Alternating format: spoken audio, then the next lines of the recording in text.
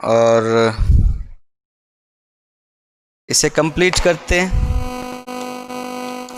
तो last class में हम लोगों ने देखा था कि कैसे अगर किसी इक्वेशन के मल्टीपल रूट्स होते हैं, एक से ज़्यादा रूट्स होते हैं, मतलब एक रूट होता है जो मल्टीपल रूट होता है, जिसकी मल्टीप्लिसिटी एक से ज़्यादा होती है, ठीक है। तो उसका फैक्टर कैसा होता है, अगर x माइनस जाई रेज टू पावर m इस टाइप का होता है, अगर m मल्टीप्लिसिटी है तो आपने देखा था कि ऐसे केस में f ऑफ जाई बराबर 0 होता है, f डैश जाई बराबर 0 होता है, f डबल डैश जाई बराबर 0 होता है, और ऐसे ही करते हुए f m माइनस 1 प्राइम जाई बराबर भी 0 होता है।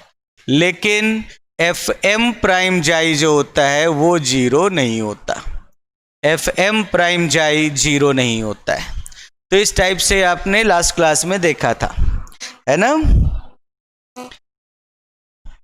ये आपने लास्ट क्लास में देखा था, यहाँ पे हम लोगों ने लास्ट क्लास खत्म की थी। अब हम लोग इसके आगे देखते हैं कि न्यूमेरिकल सॉल्यूशन किस टाइप के होते हैं। न्यूमेरिकल सॉल्यूशन, क्योंकि हम लोग तो इंटरेस्टेड है न्यूमेरिकल सॉल्यूशन में, तो न्यूमेरिकल सॉल्यूशन किस टाइप के होते हैं किसी भी इक्वेशन के ऑफ एन इक्वेशन। कोई भी अलजेब्राइक इक्वेशन हो या ट्रांसेंडेंटल इक्वेशन हो, बीजीय समीकरण हो या अबीजीय समीकरण हो, उसके न्यूमेरिकल सॉल्यूशन का क्या कॉन्सेप्ट है उसकी बात करते हैं, ठीक है।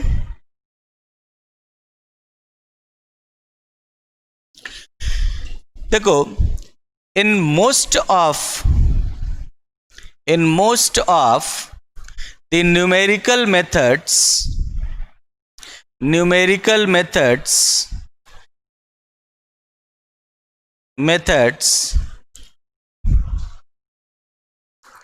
the nature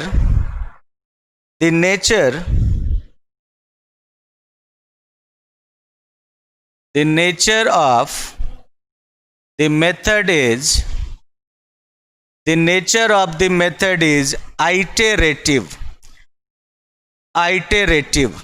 देखो, अधिकतर न्यूमेरिकल मेथड्स में, in most of the numerical methods का मतलब हुआ अधिकतर न्यूमेरिकल मेथड्स में जो मेथड का नेचर होता है वो आइटरेटिव होता है। आइटरेटिव मतलब पुनरावृत्ति जिसकी होती हो। आइटरेटिव मतलब एक वैल्यू निकाल ली, उस वैल्यू को यूज करके अगली वैल्यू निकाल ली, अगला गेस निकाल लिया, उसे यूज करके उसका अगला निकाल लिया। अगर आपने ग्रेजुएशन में पढ़ा होगा तो बाइसेक्शन मेथड या द्विभाजन विधि पढ़ा होगा, तो द्विभाजन विधि या बाइसेक्शन मेथड में आपने देखा होगा कि पहले एक रूट निकालते हैं, फिर उस रूट को यूज करके हम लोग उसका अगला रूट निकालते हैं किसी फॉर्मूले में पुट करके। या न्यूटन रैप्सन मेथड पढ़ा होगा, उसमें भी एक रूट निकालते हैं। अब एक रूट कैसे निकालते हैं, कैसे गेस करते हैं, मैं अभी आपको बताऊंगा। एक रूट निकालते हैं, फिर उस रूट को किसी फॉर्मूले में डालते हैं और फॉर्मूले में डालकर उससे अगला रूट मिलता है। वो एग्जैक्ट रूट नहीं होता, उस रूट का एक अप्रॉक्सीमेशन होता है। उस रूट का हिंदी में उसे कहते हैं सन्निकटन होता है, कि उसके आसपास की वैल्यू होती है।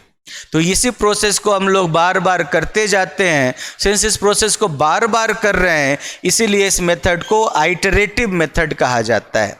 इसी कारण से इस मेथड को आइटरेटिव मेथड कहा जाता है। आइटरेटिव मतलब जिसको बार बार किया जाए।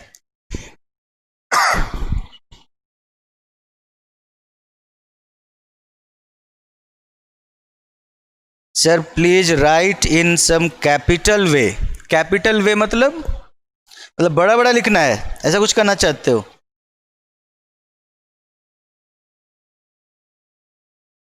बड़ा बड़ा लिखने के लिए बोल रहे हो क्या? कैपिटल वे मतलब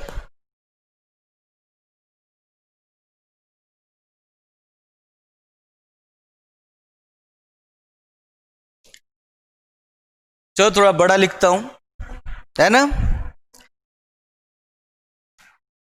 इन दीज मेथड्स, लिखो, in these methods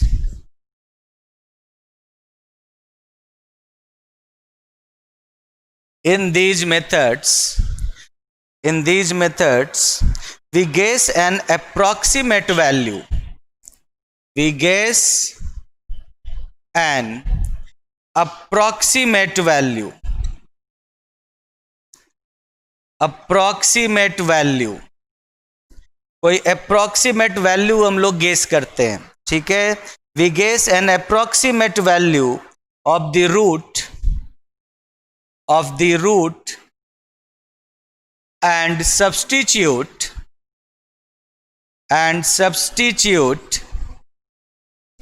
we get an approximate value of the root and substitute it into some formula. Substitute it into some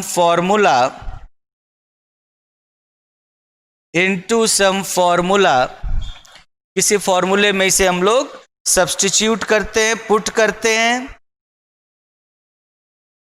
formula involving the equation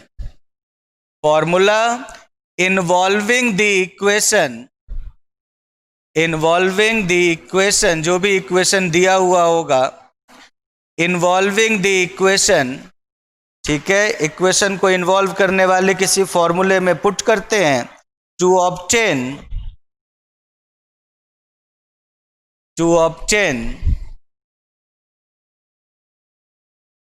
a new approximation. एक नए approximation को find करने के लिए हम लोग इसे उस फॉर्मूले में पुट कर देते हैं. This approximation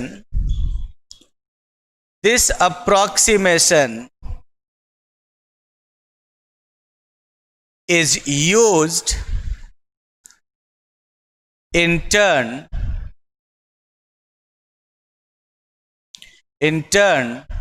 to find next approximation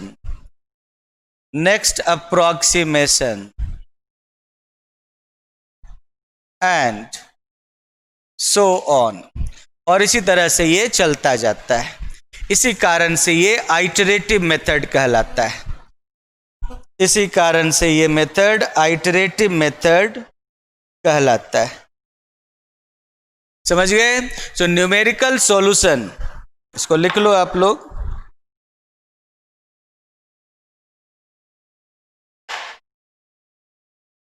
numerical solution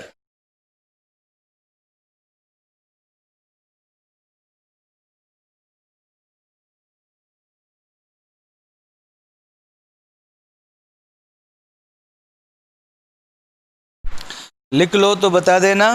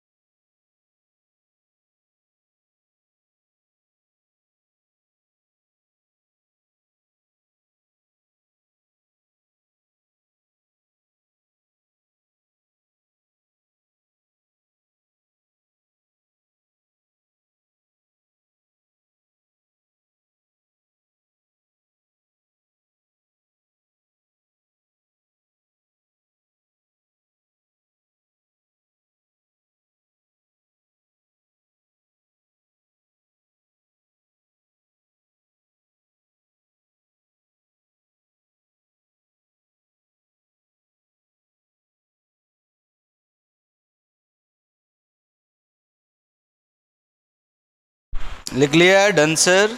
okay.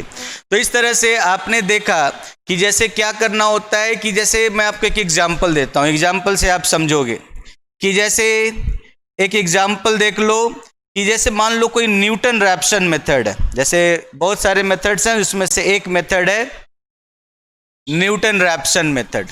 तो जैसे बहुत सारे मेथड्स में एक मेथड है न्यूटन रैप्सन मेथड. तो न्यूटन रैप्सन मेथड में फॉर्मूला होता है,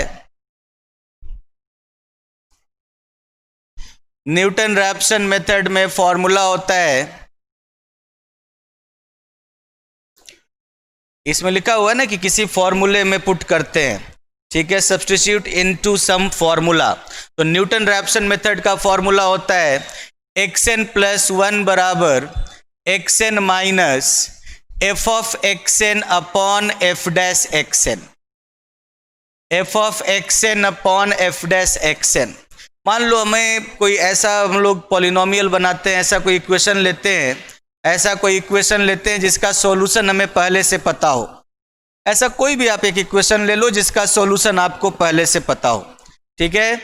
मान लो लेट एफ एक्स बराबर मैंने लिया x cube plus x minus 2 बराबर 0। ये मैंने एफ एक्स बराबर x cube plus x minus 2 लिया। इसका सॉल्यूशन निकालना है। हमें पहले से पता है कि भाई x बराबर 1 जो होगा, x की जगह 1 रखोगे तो 1 प्लस 1 माइनस 2 बराबर 0 हो जाएगा, ठीक है। तो हमको पता है हम लोगों को कि हियर y बराबर 1 is a solution of fx बराबर 0। इस इक्वेशन का एक सॉल्यूशन है 1, जाई बराबर 1। तो जाई बराबर 1 इसका एक सॉल्यूशन है। अब देखो ये मेथड कैसे काम करता है, या कोई भी आइटरेटिव मेथड कैसे काम करता है।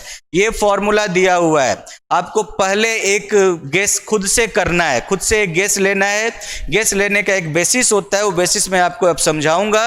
पहले आप इस फॉर्मूले को, इस आइटरेटिव मेथड को समझ लो। जैसे मान लो मैंने ले लिया फर्स्ट गेस, मान लो ले लिया लेट x नॉट बराबर 0। मैंने फर्स्ट गेस x नॉट बराबर 0 ले लिया। अब इस गेस को यूज करके, इस गेस को जैसे लिखा हुआ था ना कि कोई इनिशियल गेस करेंगे और उसकी वैल्यू को हम लोग इस फॉर्मूले में पुट करेंगे। और ये फॉर्मूला कैसा है, जो भी इक्वेशन है उस इक्वेशन को इन्वॉल्व करने वाला फॉर्मूला है ना। इसमें f ऑफ x दिख रहा है ना, f और f डैश है। तो यहां पर अपने पास लेट x नॉट बराबर 0, हियर f ऑफ x बराबर क्या लिया हुआ है, f ऑफ x बराबर है x cube plus x minus 2। तो f डैश x बराबर क्या हो जाएगा, 3x square plus 1। f dash x बराबर क्या हो जाएगा, 3x स्क्वायर प्लस 1। इसीलिए वो फॉर्मूला क्या बन गया, xn प्लस 1 बराबर xn माइनस एक्स क्यूब। अब देखो x क्यूब यहां पर क्या है, f ऑफ xn, तो xn cube plus x minus 2 upon f dash x अगर इसके बराबर है तो f डैश ऑफ xn किसके बराबर हो जाएगा, इसके बराबर हो जाएगा। थोड़ा सा सिंप्लीफाई कर दो तो क्या हो जाएगा, 3 into xn cube minus xn cube, 2xn cube plus X N minus xn cut गया, एंड यहां पर प्लस 2 हो गया माइनस माइनस, और नीचे में 3xn स्क्वायर प्लस 1 हो गया। तो फॉर्मूला क्या हो गया, xn प्लस 1 बराबर 2xn cube plus 2 upon 3xn square plus 1। ठीक है, ये ऐसा हो गया।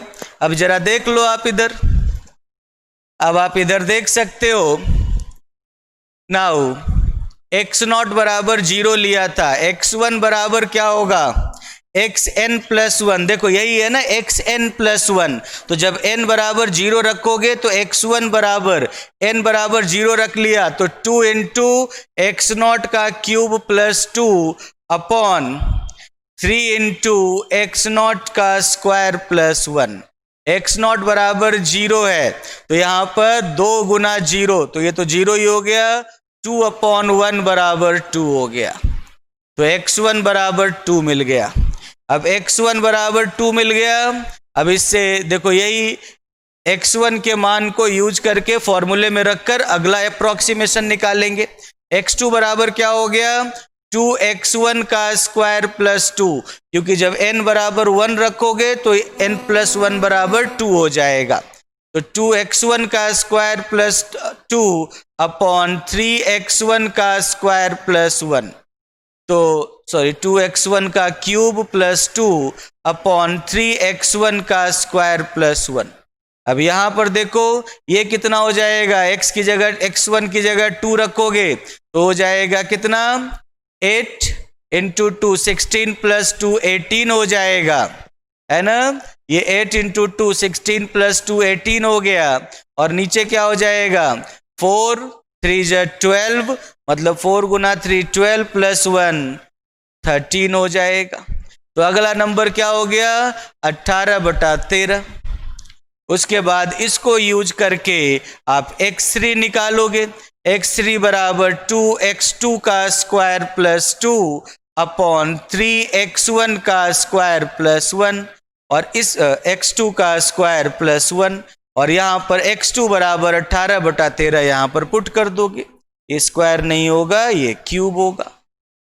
इस तरह से इस फॉर्मूले में इसकी वैल्यू को, इनके मान को बार बार रखते हुए हम लोग अगले अप्रॉक्सीमेशन को निकालते जाएंगे, और इसी कारण से इस मेथड को आइटरेटिव मेथड कहा जाता है। देख रहे हो ना, एक बार आप गेस करते हो और उसके बाद एक फॉर्मूला आपके पास होता है, उस फॉर्मूले में, ठीक है, वो फॉर्मूला उस फंक्शन को इन्वॉल्व करता है, जो इक्वेशन को इन्वॉल्व करता है, और उस फॉर्मूले में इनके मान को रखते हुए हम लोग बार बार अगले मान को निकालते जाते हैं। इस तरह से हम लोगों को एक सीक्वेंस मिल जाता है, x0 x1 x2 x3, ऐसे करते हुए एक सीक्वेंस मिल जाता है, और हम लोग ये देखते हैं कि वो जाई की तरफ कन्वर्ज करता है, उस पर अभिश्रित होता है, और इस तरह से हम लोगों को इस न्यूमेरिकल मेथड में अप्रॉक्सीमेशंस का सीक्वेंस मिलता है। इस मेथड को आइटरेटिव मेथड कहा जाता है। इस तरह से अलग अलग, बस आपको अलग अलग इस चैप्टर में जो अलग अलग मेथड पढ़ने हैं उसमें क्या होगा, सिर्फ फॉर्मूला अलग अलग होगा, बाकी पूरा कॉन्सेप्ट सेम होगा। पूरा कॉन्सेप्ट सेम होगा, सिर्फ फॉर्मूला ही अलग अलग होता जाएगा, फॉर्मूला ही चेंज होता जाएगा, कॉन्सेप्ट पूरा सेम होगा। समझ गए? ये एग्जाम्पल समझ में आया? एक आपके पास इक्वेशन दिया हुआ था और मैं आपको एक एग्जाम्पल में इस मेथड को समझाना चाह रहा था, तो मैंने मेथड लिया न्यूटन रैप्सन मेथड, जिसका फॉर्मूला ये होता है। मैंने एक एग्जाम्पल लिया, एक इक्वेशन लिया, एक इनिशियल, हम लोगों ने कुछ भी गेस कर लिया, और हम लोगों को इस इक्वेशन का रूट निकालना था इस न्यूमेरिकल फॉर्मूले को यूज करके। तो इस तरीके से हम लोग इस इक्वेशन का रूट निकालते हैं, इस इक्वेशन के रूट का अप्रॉक्सीमेशन निकालते हैं। समझ गए बच्चों? लिख लो इसे, ये एग्जाम्पल लिख लो।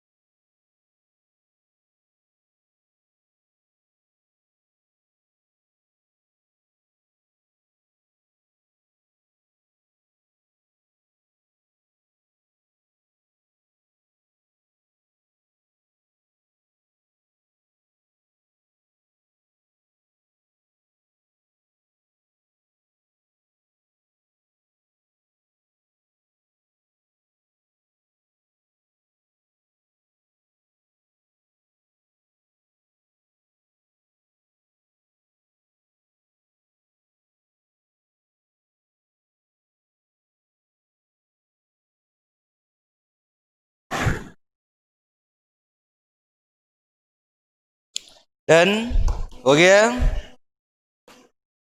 ओके, तो इस तरह से अब इस एग्जाम्पल को यूज करके मैं इसके बारे में और कुछ बातें बता सकता हूं आपको। इस एग्जाम्पल को यूज करके मैं इसके बारे में आपको कुछ और बातें बता सकता हूं। आपने देखा कि जब भी हम लोग किसी न्यूमेरिकल मेथड को यूज करते हैं तो हमें एग्जैक्ट सॉल्यूशन जा ही नहीं मिलता, हमें 1 नहीं मिल पाया, हमें 1 के आसपास के सॉल्यूशन मिले जो 1 की तरफ जा रहे थे। ठीक है, 2 से छोटा 18/13 होगा। ठीक है, और इस पर निकालोगे तो ये और 1 के नज़दीक पहुंचेगा। अगर आप ट्राई करके देखो, कैलकुलेटर हो आपके पास, तो 18/3 x2 बराबर रखो और देखोगे कि x3 1 के और नज़दीक पहुंच जाएगा। ठीक है, x3 1 के और नज़दीक पहुंच जाएगा। तो इसका मतलब कि हमें एक सीक्वेंस ऑफ अप्रॉक्सीमेशन मिलता है जो और उस नंबर के पास पहुंचता जाता है, उस नंबर की तरफ जाता जाता है। ठीक है, अब यहां पर आप देख सकते हो कि इसको लिख लो आप, जो आपने एग्जाम्पल में देखा उसे मैं जनरलाइज करके लिख देता हूं। ठीक है, एज these method मतलब these numerical methods, as these methods are based on successive approximation of exact root, as these methods are based on successive approximation of exact root of equation. Exact root क्या है? जाई। ठीक है, और उसके क्या है? अप्रोक्सीमेशंस हैं, उस जाई की तरफ जाने वाले नंबर्स हैं। ठीक है, successive approximations of exact root of equation, we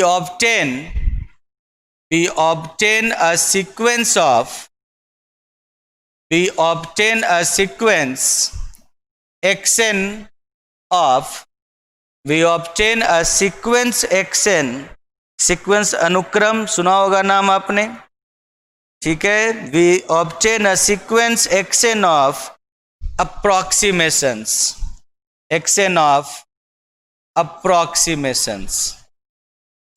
अब जो हमें ये सीक्वेंस मिला अप्रोक्सीमेशंस का, x0 हम लोगों ने खुद माना था, x1 x2 x3 x4 ऐसे करते हुए जो हमें सीक्वेंस मिलेगा, ये हो सकता है कि वो जाई की तरफ जाए, हो सकता है कि जाई की तरफ ना जाए। ठीक है, so this sequence of approximations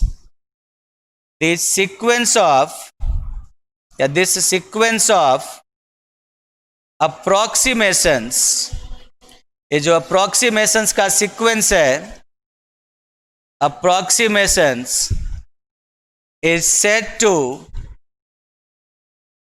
converge to exact root xi if limit n tends to infinity mod of xn minus xi बराबर 0। अगर limit n tends to infinity mod of xn minus xi बराबर 0 हो जाएगा, तो हम लोग कहते हैं कि ये सीक्वेंस xi पर कन्वर्ज करता है। ठीक है, सीक्वेंस किसका है? आइटरेट्स का है, अप्रोक्सीमेशंस का है।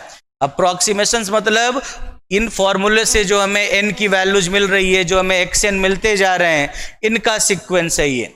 और जैसे जैसे n इन्फिनिटी की तरफ जाता जाए, जैसे जैसे आइटरेशन बढ़ते जाएं, जैसे जैसे आप अगला first second third fourth fifth sixth ऐसे अप्रोक्सीमेशन निकालते जाओ, वैसे वैसे वो एग्जैक्ट नंबर जाई की तरफ जाएं। अगर ये xn जाई की तरफ जा रहा है तो इनके बीच का अंतर, इनके बीच का डिफरेंस 0 की तरफ जाएगा, और इसीलिए इनके बीच का डिफरेंस का लिमिट 0 हो जाएगा जब n इन्फिनिटी की तरफ जाएगा। तो अगर जब भी ऐसा हो तो हम लोग कहते हैं कि ये जो मेथड है ये जाई पर एग्जैक्ट रूट पर कन्वर्ज करता है। जब भी ऐसा होता है तो हम लोग कहते हैं कि ये मेथड एग्जैक्ट रूट जाई पर कन्वर्ज करता है।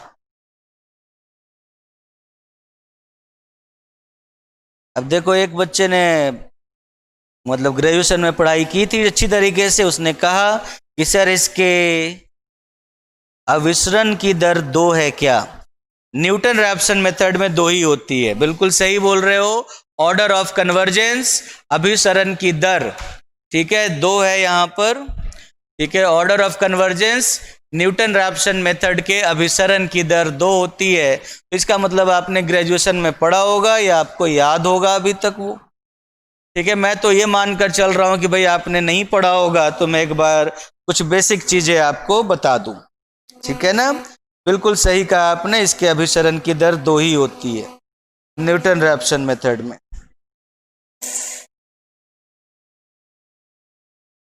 ठीक है, अब देखो थियोरेटिकली,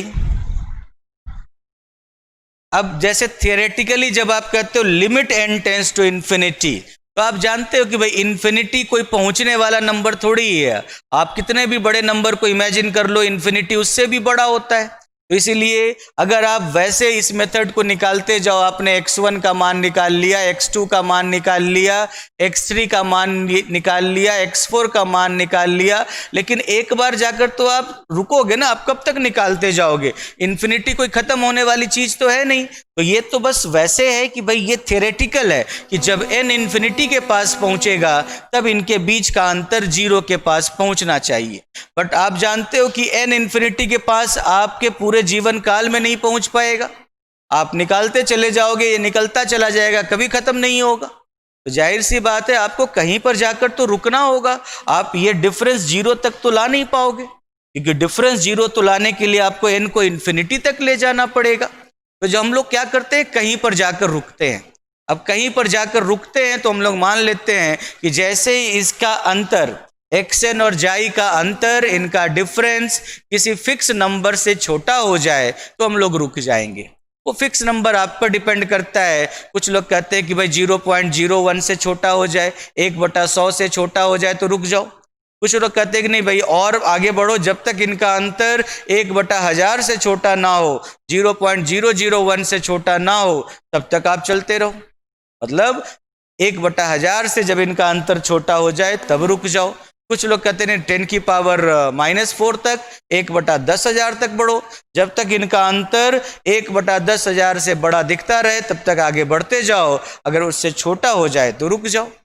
क्योंकि आपको कहीं ना कहीं तो जाकर रुकना होगा, आप इन्फिनिटी तक तो नहीं जा सकते। इन्फिनिटी कोई पहुंचने वाली चीज ही नहीं है, इसी कारण से हमें बीच में कहीं जाकर रुकना पड़ता है। मान लो यहां पर रुक गए, तो रुकने का क्राइटेरिया क्या है कि हम लोग पहले फिक्स कर लेते हैं कि भाई इनके बीच का अंतर इस नंबर से छोटा हो गया तो रुक जाओ। ठीक है, किसी भी दिए गए नंबर से छोटा हो गया तो रुक जाते हैं। तो लिखो कि हाउएवर, मतलब चाहे जो हो, इन्फिनिटी तक तो आप जा नहीं सकते। सो हाउएवर in practice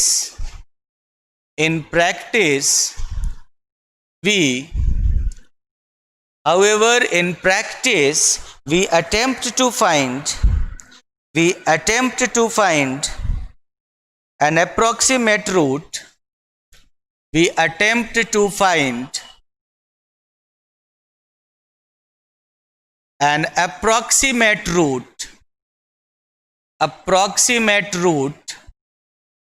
ठीक है, एक ऐसा अप्रोक्सीमेट रूट फाइंड करने की कोशिश करते हैं। We attempt to find an approximate root, ठीक है, विथ सम एरर टॉलरेंस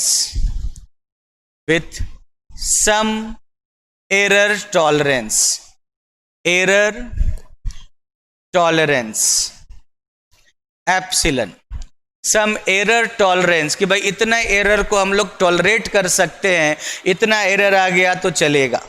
ठीक है, कि भाई इतना एरर आ गया तो टॉलरेट कर सकते हैं। आपको देखा होगा बहुत बार, मान लो आप कोई क्वेश्चन सॉल्व कर रहे हो और आपको मिल गया पाई, अब इनको कैलकुलेट करना है, तो बहुत बार हम लोग क्या करते हैं कि भाई पाई को अप्रोक्सीमेटली 3.14 ले लेते हैं, बहुत बार लेते हैं ऐसा। इसका मतलब पाई 3.14 के बराबर थोड़ी होता है, लेकिन आगे वाले जो मान होते हैं ना, जैसे 159 एंड डॉट डॉट डॉट, इसको हम लोग नेग्लेक्ट कर देते हैं। मतलब हम लोग डेसिमल के बाद के 2 डिजिट तक की वैल्यू को सिग्निफिकेंट मान रहे हैं और बाकी आगे वाली वैल्यूज को एरर मानकर टॉलरेट कर देते हैं। कितना हम लोग हटा देंगे कोई फर्क नहीं पड़ेगा, थोड़े बहुत एरर में, थोड़े बहुत आंसर में थोड़े बहुत का डिफरेंस आएगा, इतना हम लोग मतलब चला लेंगे, इतना हम लोग टॉलरेट कर लेंगे। टॉलरेट का मतलब इतना हम लोग सह लेंगे, इतना छोटा मोटा एरर आए, इतना छोटा मोटा डिफरेंस आए कि डेसिमल के बाद के 2 डिजिट के बाद अगर थोड़ा बहुत डिफरेंस आ भी जाए आंसर में, तो इतना टॉलरेट किया जा सकता है।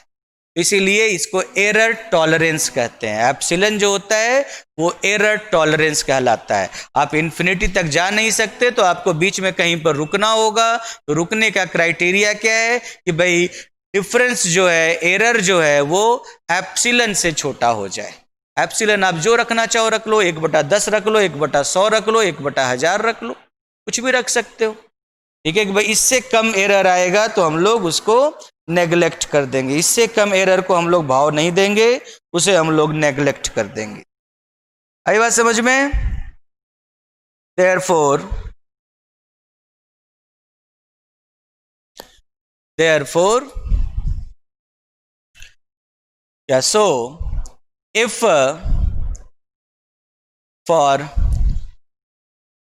some approximation, yeah, if for some value of n, n के किसी मान के लिए mod of xn plus 1 minus xn is less than epsilon, then we stop the process and xn is considered as, or xn is considered as, या जो भी better मिला xn plus 1 बोल दो, xn plus 1 is considered as final approximation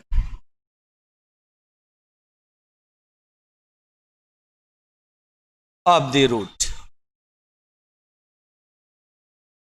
जब दो लगातार approximation, दो लगातार सन्निकटन का डिफरेंस, दो लगातार सन्निकटन का डिफरेंस जैसे जो भी आपने एप्सिलन फिक्स किया उससे कम आ जाएगा, तो वहीं पर रुक जाना है, उसके आगे नहीं जाना, क्योंकि इन्फिनिटी तक तो आप वैसे नहीं जा सकते, कहीं ना कहीं रुकना होगा। तो ये रुकने की कंडीशन दे दी गई कि भाई यहां तक आ जाए तो उसके बाद रुक जाओ। अब एप्सिलन क्वेश्चन में आपके पास गिवन होगा, ठीक है, वो ऑप्शन में, क्वेश्चन में आपके पास गिवन होगा एप्सिलन, है ना। तो लिख लो इसे आप, ये किस तरह से न्यूमेरिकल मेथड काम करता है, ये इसका बेसिक आइडिया है। न्यूमेरिकल मेथड किस तरह से काम करता है, इसका आइडिया हो गया।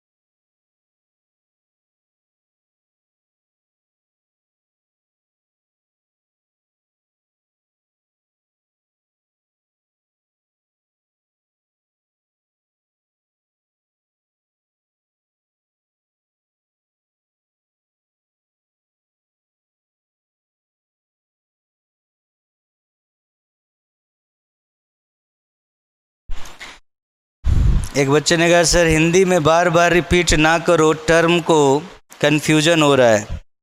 मैं तो हिंदी में इसलिए रिपीट करता हूँ ताकि ग्रेजुएशन आप लोग हिंदी मीडियम में पढ़ते हो ना, और पोस्ट ग्रेजुएशन इंग्लिश मीडियम में आ जाते हो, तो शायद कुछ टर्म्स जो होंगे वो हिंदी वाले अपने बीएससी सेकेंड ईयर में पढ़े होंगे, तो उससे वो चीज़ें याद आ जाए, है ना। तो इसीलिए उनको हिंदी में बोलता रहता हूँ।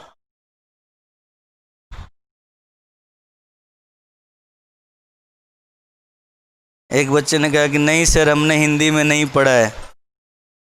आपने नहीं पढ़ा होगा, आपने हिंदी में नहीं पढ़ा है कभी? अच्छा, आपने नहीं पढ़ा होगा, लेकिन आई एम श्योर कि अधिकतर बच्चे होंगे जिन्होंने हिंदी में ही पढ़ा होगा। तो सब हिंदी से नहीं है सर। अच्छा, तो जो हिंदी से नहीं है उनको तो इंग्लिश वाला तो समझ में आ रहा होगा ना, वो हिंदी वाला सुनो ही मत। जैसे मैंने कहा अभिसरण, तो अभिसरण मतलब कन्वर्जेंस होता है, तो अब मत सुनो अभिसरण, आप बस कन्वर्जेंस सुनो, ठीक है। बट वो हिंदी वाले इसलिए वो टर्म में यूज कर ले रहा हूँ थोड़ा थोड़ा, ताकि वो जो हिंदी मीडियम वाले बच्चे हैं वो उनसे रिलेट कर ले, ठीक है। बाकी इंग्लिश वर्ड तो बोल ही रहा हूँ उनका, तो आप कंफ्यूज मत हो जाओ, ठीक है। आप हिंदी वाला वर्ड सुनो ही मत, है ना।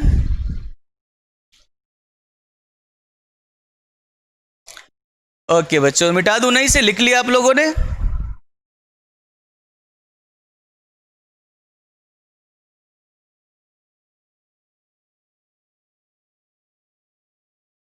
Yes sir, okay.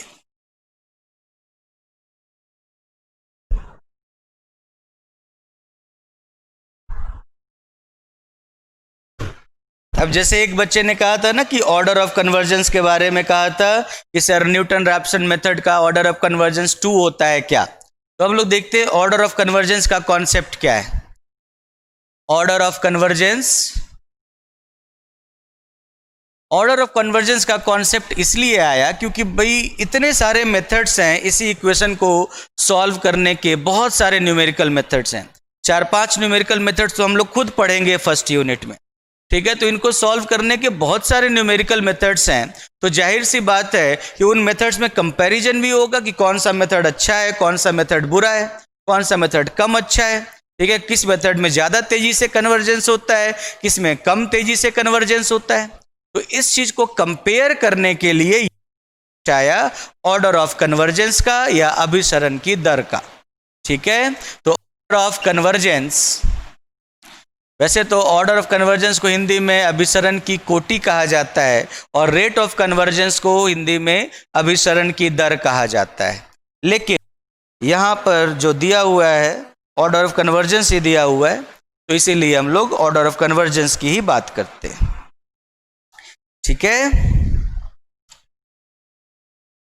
देखो, if the iteration converges to the root, if the iteration या iterates xn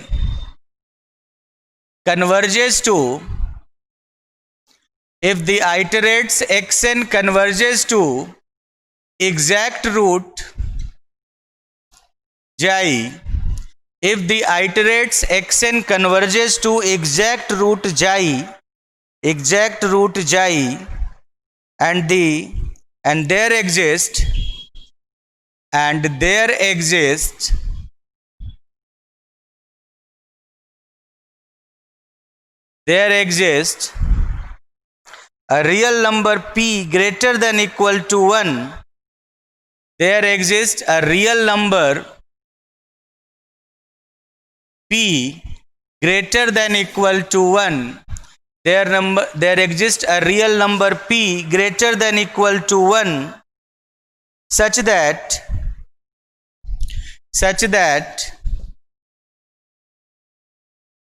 mod of xn plus 1 minus xi is less than equal to, mod of xn plus 1 minus xi is less than equal to mod of xn minus xi की power p, mod of xn minus xi की power p, ठीक है। Mod of x n minus xi की power P, और इसको अगर आप limiting form में कहोगे तो इसको ऐसे भी कह सकते हो कि limit n tends to infinity mod of x n plus one minus xi upon mod of x n minus xi की पावर p बराबर सम कांस्टेंट c कोई कांस्टेंट हो गया, some constant c is not equal to 0। ठीक है, ये बड़ा था तो ये इधर से आया तो डिवाइड कर दिया, इसको डिवाइड कर दिया तो लिमिटिंग केस में ये किसी कांस्टेंट लिमिट का मान, लिमिट निकालोगे तो उसका कुछ मान आएगा, तो मान लो इसका मान c है, जहां c 0 नहीं है नंबर। ठीक है, देन p इज कॉल्ड, अगर ऐसा कुछ होता है देन p इज कॉल्ड, ये जो पावर वाला p है, p is called the order of convergence, order of convergence of the method. p को इस मेथड का ऑर्डर ऑफ कन्वर्जेंस कहा जाता है। ठीक है, जो पावर आता है उस पावर को ऑर्डर ऑफ कन्वर्जेंस कहा जाता है। ठीक है, और जो राइट हैंड साइड में c मिला है, the finite constant c is called, the finite constant c, the finite constant c is called asymptotic. Asymptotic, asymptotic word क्यों आया? क्योंकि यहां पर n इंफिनिटी की तरफ टेंड कर रहा है, तो शुरू का एरर नहीं है, एसिम्पटोटिक एरर है। Asymptotic error constant, asymptotic error constant, asymptotic error constant. जो पावर है होता है उसे हम लोग ऑर्डर ऑफ कन्वर्जेंस कहते हैं, और जो लिमिट का मान होता है उस लिमिट के मान को हम लोग एसिम्पटोटिक एरर कांस्टेंट कहते हैं। ठीक है, एसिम्पटोटिक एरर कांस्टेंट कहा जाता है इस c के मान को। ठीक है, विच c डिपेंड्स ऑन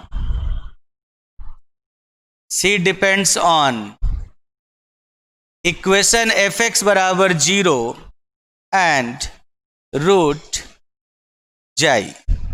c जो है वो fx बराबर 0 इक्वेशन पर भी डिपेंड करता है और रूट जाई पर भी डिपेंड करता है। ये जो एसिम्पटोटिक एरर कांस्टेंट का मान है इसे ये दोनों पर डिपेंड करता है। इसको लिखने का एक दूसरा तरीका भी है, इसको लिखने का एक दूसरा तरीका भी है। ठीक है, लेट एप्सिलन बराबर एक्स एन माइनस जाई is the error in nth iteration. मान लिया कि भाई एप्सिलन जो है वो एक्स एन माइनस जाई, एक्स एन क्या है, nवें आइटरेशन में अप्रोक्सीमेशन का मान है, और जाई क्या है, एग्जैक्ट मान है, रूट का एग्जैक्ट मान है, एग्जैक्ट वैल्यू है। तो आप देख सकते हो ये अप्रोक्सीमेशन nth अप्रोक्सीमेशन की वैल्यू है, ये एग्जैक्ट वैल्यू है, तो इन दोनों का जो अंतर होता है, इन दोनों का जो डिफरेंस होता है वही तो एरर है। होना चाहिए इसके बराबर, मिल रहा है इतना, तो इन दोनों का अंतर जो होगा वो एरर कहलाएगा, हिंदी में उसे त्रुटि कहते। ठीक है, मिलना चाहिए था इतना, ये वाला जाई एग्जैक्ट रूट है, बट हम लोग को क्या रूट मिल रहा है इस फॉर्मूले में, nवे बार nth अप्रोक्सीमेशन में हमें रूट मिल रहा है xn, तो मिलना चाहिए था जाई, मिल रहा है xn, इनका जो डिफरेंस है वो एरर हो गया nth अप्रोक्सीमेशन का। इसे हम लोग जाई या एप्सिलन n से डिनोट करते हैं। एप्सिलन n का मतलब हुआ nth अप्रोक्सीमेशन का एरर, एप्सिलन n का मतलब हुआ nth अप्रोक्सीमेशन का एरर। अगर ऐसा है तो हम लोग इसी चीज को कैसे लिख सकते हैं, इसी चीज को लिख सकते हैं, देन कहाँ लिखूं, अच्छा पहले ये लिख लो, मिटा देता हूं, इसके बाद ऊपर वाले पार्ट में इसे लिख देता हूं।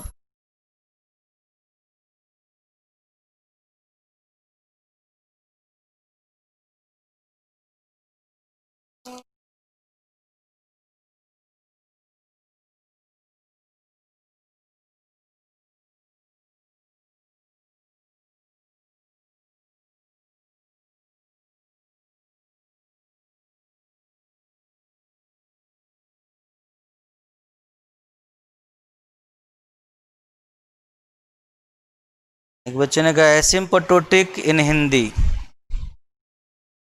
एसिम्पटोट को हिंदी में कहते हैं अनंत स्पर्शी। तो एसिम्पटोटिक का मतलब अनंत स्पर्शीय होगा।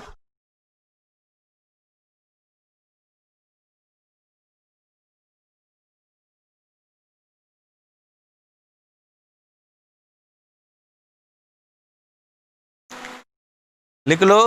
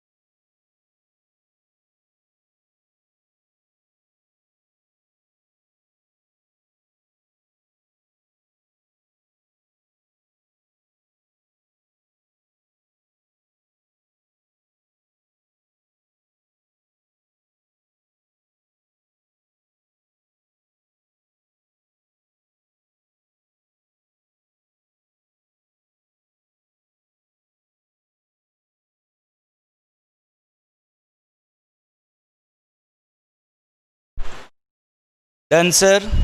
ओके। अच्छा, तो यहां पर देख सकते हो आप, इसे क्या लिख सकते हो आप, यहां पर इसे लिख सकते हो mod of x n minus pi को, एक्स एन माइनस जाई को लिख सकते हो mod of epsilon n plus one is less than equal to mod of epsilon n की power p, and this implies limit n tends to infinity. ठीक है, mod of epsilon n plus one upon mod of epsilon n की power पी बराबर c, power पी बराबर सी। तो हम लोग ऐसे भी डिनोट करते हैं, ऐसे भी डिनोट करते हैं। ये एरर के टर्म में डिनोट हो गया, ये अप्रोक्सीमेशन और रूट के टर्म में डिनोट कर दिया। तो दोनों साइड, दोनों टाइप से हम लोग इसे डिनोट करते हैं। समझ गए बच्चों? लिख लिया? तो ये भी तरीका हुआ, क्योंकि एक्स एन माइनस जाई को आप एप्सिलन एन लिख सकते हो। ठीक है, या if p is equal to 1 then method is, अगर p बराबर 1 हो जाता है then method is said to converge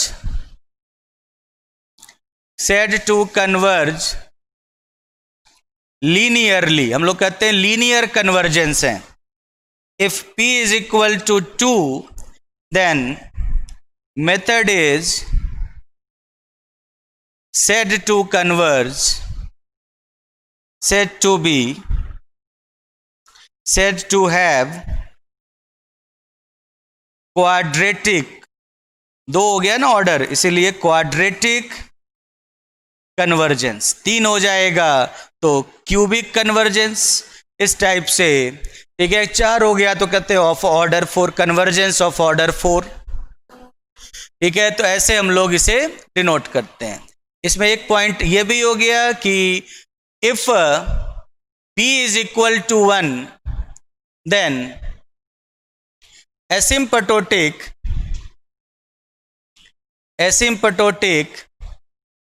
error constant must satisfy 0 is less than c less than 1। ठीक है, अगर लीनियर कन्वर्जेंस है तो एसिम्पटोटिक एरर कांस्टेंट हमेशा 1 से छोटा होना चाहिए। ठीक है, but if p is greater than 1 then c could be any positive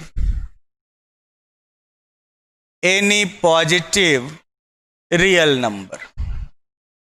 ठीक है, अगर ऑर्डर ऑफ है, अगर कन्वर्जेंस है, तब उस केस में, लीनियर कन्वर्जेंस के केस में तो हमेशा एसिम्पटोटिक एरर कांस्टेंट 1 से छोटा होना चाहिए। और अगर लीनियर नहीं है, लीनियर से बड़ा हो गया कन्वर्जेंस, तो सी का मान कुछ भी हो सकता है।